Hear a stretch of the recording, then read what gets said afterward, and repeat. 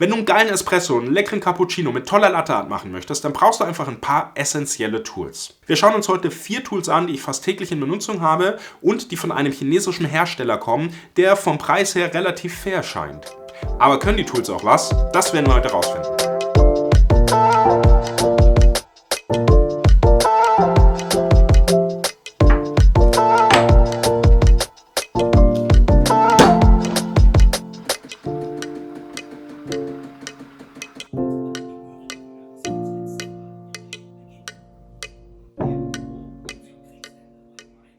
Da viele von euch kleine Schleckermäulchen sind und am liebsten den ganzen Tag Cappuccino trinken, habe ich mir gedacht, fangen wir einfach direkt mit dem Milchkännchen an. Was ist wichtig, wenn ihr ein Milchkännchen kauft? Zum einen schon mal die Größe. Die Größe muss zu eurem Getränk passen, weil ihr das Kännchen immer ungefähr halb voll füllen solltet. Als grobe Daumenregel gilt, 2,5 Mal die Menge an Milch, die ihr aufschäumen wollt. Also ein normaler Cappuccino hat sowas zwischen 120 bis 150 Milliliter. Mal 2,5 seid ihr bei ungefähr 350, 400 Milliliter, die ihr braucht an Kännchengröße. Das hier ist jetzt das 400 Milliliter Kännchen. Das startet so bei 25 € auf Amazon oder bei denen über die Webseite und geht hoch bis 700, wenn mich nicht alles täuscht. Der zweite Punkt, der wichtig ist, ist das Material. Ich würde kein Glas oder kein Plastik nehmen, das isoliert zu stark und dann habt ihr kein Gefühl für die Temperatur. Deswegen immer Edelstahl nehmen, ist auch hier gegeben. Edelstahlkännchen mit 304er Edelstahl. Das ist jetzt in dem Fall pulverbeschichtet. In weiß, gibt es in verschiedenen Farben, gibt es auch so eloxiert in so Rainbow Color Theme. In dem Fall weiß, easy, passt. Dritter Punkt, der wichtig ist die Symmetrie vom Kännchen. Das heißt, die Ausgusslippe sollte symmetrisch zum Griff sein. Einfach deswegen, wenn ihr ein asymmetrisches Kännchen habt, dann ist es schwierig, eine symmetrische Figur zu gießen. Das Kännchen ist jetzt nicht 100% symmetrisch. Also es ist schon recht gerade, aber es ist jetzt nicht super präzise gearbeitet. Jetzt ist es aber so, dass ihr im Alltag in der Regel keinen Hochleistungssport betreibt. Denkt an den Radsport. Wenn ihr jedes zweite Wochenende irgendwie mal 50 Kilometer um den See fahrt, braucht ihr keinen Carbonrahmen und müsst euch die Beine rasieren. Last but not least, was noch wichtig ist bei so einem Kännchen, ist der Ausguss. Der hat eine Besonderheit. Der ist erstig und verjüngt sich dann vorne nochmal, was, wie ich finde, das Beste aus beiden Welten ist. Ganz einfach deswegen, dieser breite Schnabel, der sorgt dafür, dass ihr einen relativ einfachen Fluss von Schaum habt. Das heißt, euer Muster entwickelt sich relativ einfach, was gerade am Anfang wirklich ein Vorteil ist. Deswegen für Einsteiger empfehle ich auch immer ganz gerne die Motta-Kännchen, weil diese Motta-Kännchen relativ breiten Schnabel eben haben, was es ein bisschen einfacher macht am Anfang. Dieser hier läuft jetzt aber nochmal zusätzlich spitz zu, was es euch ermöglicht, im fortgeschrittenen Stadium dann auch relativ feine Linien zu zeichnen.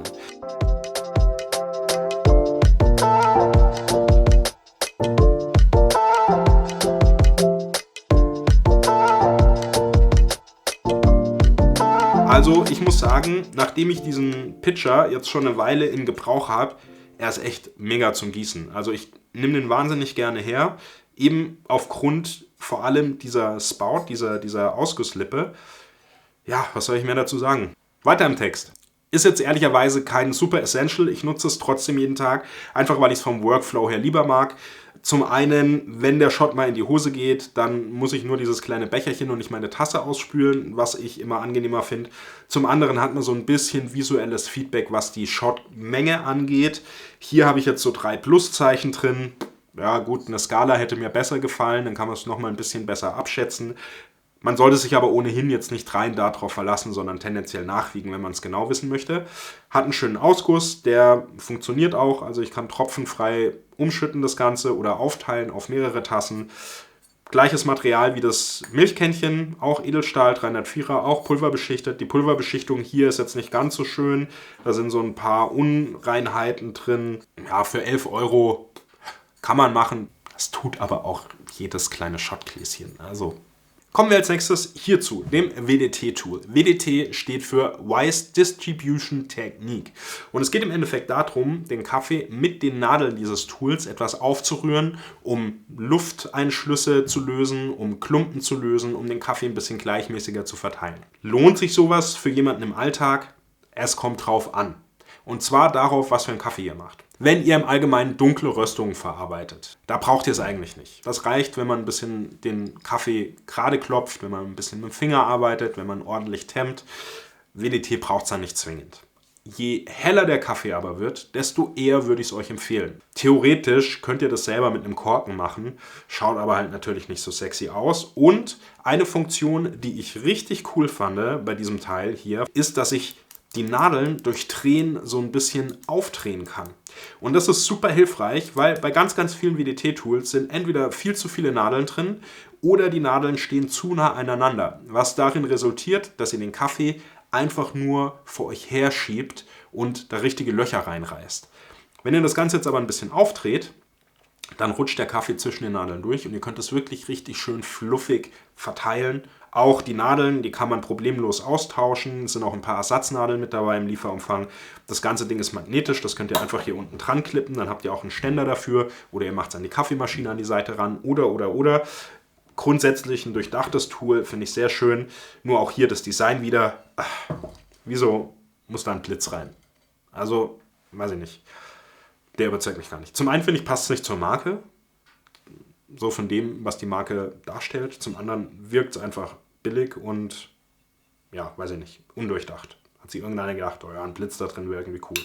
Aber gut, das ist eine Frage des Geschmacks, mindert die Qualität und die Bauweise dieses Geräts und die Funktionsweise in keinster Weise. Last but not least in dieser Reihe kommen wir zum Temper, der tatsächlich auch eines meiner Lieblingstools von denen ist bisher, weil er einfach das tut, was er soll, schön aussieht und eine schöne Haptik hat. Also, was ist wichtig beim Temper? Beim Temper ist vor allem wichtig, dass er gut sitzt, also dass der Durchmesser vom Temper gut in den Siebträger sitzt. Je besser er passt, desto weniger werdet ihr aber schräg, weil er verkantet euch dann einfach, wenn er zu präzise gearbeitet ist und ihr leicht schräg werdet.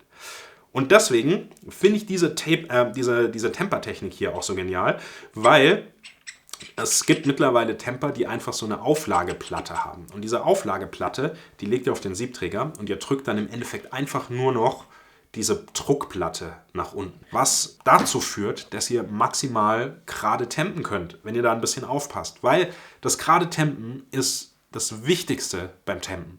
Sobald ihr ein bisschen schräg werdet, werdet ihr ein Channeling haben, weil dann auf einer Seite des Kaffeekuchens einfach weniger Kaffeemehl ist, bedeutet weniger Widerstand, bedeutet, da rauscht das meiste Wasser durch. Deswegen gerade Tempen ist das A und O. Ich arbeite mittlerweile wirklich nur noch mit diesen selbstlevelnden Temper und auch das hat dieser Temper, der ist jetzt aus der Flash-Serie, Flash Temper heißt der, das hat der eben auch. Ich habe noch die alte Version. Wenn ich den aufschraube, kann ich im Endeffekt zum einen die Federn, die hier drin sind, austauschen. Das ist einmal nur die Feder für den Teller. Und dann habe ich noch eine kleinere Feder, die im Endeffekt den Druck gibt. Ja? Ich habe hier ein System drin, das klickt, wenn ein gewisser Druck erreicht ist. Ja? Also wenn ich hier drauf drücke, irgendwann macht es Klick. So, und dann springt die Feder quasi zurück. Somit ist quasi garantiert, dass ich immer den gleichen Druck habe für die Druckfetischisten unter euch. Wie gesagt, der Druck ist aber gar nicht so wichtig im Vergleich eben zum gerade Tempen. Das Einzige, wobei man darauf achten muss, ist, dass ihr genug Kaffeemehl im Siebträger habt, weil er sonst nämlich nicht ganz nach unten kommt und nicht komplett auslöst. Ihr habt eine Temptiefe von 2,2 cm. Das sollte bei einer normalen Füllmenge und einem normalen Siebträger aber vollkommen ausreichend sein. Ja, wie gesagt, also grundsätzlich von der Technik her gut. Die alte Version, hier könnte ich nur dran bemängeln, dass dieser Stempel, wenn ich die Druckplatte austauschen möchte, der komplette Stempel ersetzt werden muss. Finde ich Quatsch, weil man kann einfach durch ein kleines Gewinde nur die Platten austauschen, würde vollkommen reichen. Das haben wir auch schon nachgerüstet, also es gibt eine 2.0 Version von diesem Temper, kostet auch was um die 45, 50 Euro, sowas um den Dreh. Und hier kann ich diese Platten eben austauschen zwischen einer geriffelten, zwischen einer glatten, auch eine konvexe Platte haben sie, wenn mich nicht alles täuscht. Das Einzige, was ab und zu mal vorkommen kann, ist durch diesen Klick, durch dieses Auslösen, das spürt ihr auch, wenn ihr in die Hand tempt, macht der Temper gibt ihr so eine kleine minimale Schockwelle durch. Also da ist mir tatsächlich ein, zwei Mal vorgekommen, dass wenn ihr den Siebträger auf den Kopf dreht, dass dann der Puck rausfällt, was eben ein Zeichen dafür ist, dass er nicht richtig drin gesessen ist, beziehungsweise den Kontakt zur Siebwand verloren hat. Ist aber nur ganz, ganz selten vorgekommen und wenn man grundsätzlich vorsichtig ist mit dem Gerät, passiert das in der Regel auch nicht. Ich habe sonst auch schon mal ein Video zu dem Normcore Temper gemacht, der die gleiche Funktionsweise hat, allerdings hat er dieses Klicksystem nicht. Also der baut den Druck quasi konstant auf, bis man halt am Maximum ist. Unterscheidet sich, wie gesagt, nur durch das Klick und das gleiche Problem wie bei dem anderen. Hier die Kaffeereste sammeln sich halt ganz gerne mal hinter dieser Platte. Aber das ist eine einfache Reinigungsarbeit, die man mit gewissen Werkzeugen halt einfach hat. Auch wenn ihr einen 300 € Temper habt mit dem System, werdet ihr da das gleiche Problem haben. Also wie gesagt, die 4 Tools, die ich hier habe, die benutze ich wirklich fast täglich. Bin echt zufrieden damit, funktionieren, machen das, was sie sollen, sind schön verarbeitet, liegen gut in der Hand. Kann jetzt nichts groß negativ darüber sagen. Eine Sache, die ich grundsätzlich bezüglich der Produkte noch sagen muss, die ich persönlich jetzt nicht so optimal finde, ist das Produktdesign, dass hier zum einen auf dem Temper sehr viele Informationen draufstehen. Flash Temper, Constant Pressure 2.0, 8 mm. Ich weiß, was ich gekauft habe. Ich muss da jetzt nicht jeden Tag drauf gucken. Und ich finde diese weiße Schrift nicht sonderlich schön, um ehrlich zu sein. Gut, dass das Firmenlogo überall drauf ist, fair enough. Auf der anderen Seite muss es so präsent sein. Ich finde hier so ein kleiner Flieger würde das viel, viel charmanter machen, wenn nur dieser Flieger drauf wäre. Aber gut, das ist dann halt eben einfach auch wieder eine persönliche Designfrage. Kann man sich drüber streiten. Oder man kann es auch sein lassen. Abschließend noch ganz kurz ein paar Worte zur Firma selber. MHW3 Bomber. Wer sich jetzt fragt, okay, what for? Was ist das für ein Name? MHW steht im Endeffekt für Make Hearts Warm, also erwärmt die Herzen, was im Endeffekt so ein Stück die Firmenphilosophie sein soll. Das 3 steht für die 3 Gründer und Bomber spielt darauf an, dass sie eben einen Impact, also ein einschlagendes Ergebnis in der Branche mit ihren Produkten machen möchten. Ist jetzt einfach eine Geschmacks- und Philosophiefrage. Ich persönlich brauche jetzt keine Kriegsgerätschaften auf meinen Tools. Insbesondere bei der aktuellen weltweiten politischen Lage wird man damit oft genug konfrontiert. Aber ich verstehe den Gedanken dahinter. Sind mittlerweile nach eigener Aussage Marktführer in China in Sachen Kaffeetools und haben sich tatsächlich auch Leute ins Boot geholt, die wirklich Ahnung haben. Darunter eben Latte Art Weltmeister, Brewers Cup Weltmeister und chinesische Barista-Meister. Also die wissen schon, worum es geht und sie hören aber auch auf die Community, was ich auch sehr schön finde. Also man sieht die Produkte von denen, die verbessern sich stetig, die arbeiten daran. Worüber ich jetzt nichts sagen kann, ist Fairness und Nachhaltigkeit der Produkte, die sie haben. Keine Informationen drüber gefunden. Ist auch immer schwierig, sowas direkt bei der Firma nachzufragen. Falls ihr da irgendwas hört, immer gerne in die Kommentare. Auch grundsätzlich, falls ihr Fragen dazu habt, schreibt es mir in die Kommentare. An dieser Stelle auch noch ein kleiner Disclaimer. Die Tools wurden mir von der Firma zur Verfügung gestellt zum Testen. Bis auf das habe ich selber gekauft. Sie haben aber keinen Einfluss auf die Inhalte gehabt. Also sie konnten nicht irgendwie sagen, ja, sag das mal nicht oder so, sondern das, was ihr jetzt seht, ist das auch, was die sehen. Fertig. Dankenswerterweise haben sie mir auch ein Set für meine Patreons zum Verlosen zur Verfügung gestellt. Link zu meinem Patreon findet ihr unten. Wenn ihr jetzt sagt, auf das Glück möchte ich mich eher nicht verlassen, kauft mir lieber selber, findet ihr unten den Link zu den Produkten. Wenn ihr den benutzt, dann unterstützt ihr auch direkt noch meinen Kanal. In dem Fall sage ich auch schon mal Danke. Soweit zu den 4 Essentials, die ich gerne nutze. Wenn ihr gerne den Normcore Review zu dem Temper sehen wollt, findet ihr den hier drüben. Ansonsten habt ihr einmal mein Patreon und das Abo zu meinem Kanal, worüber ich mich auch sehr freuen würde.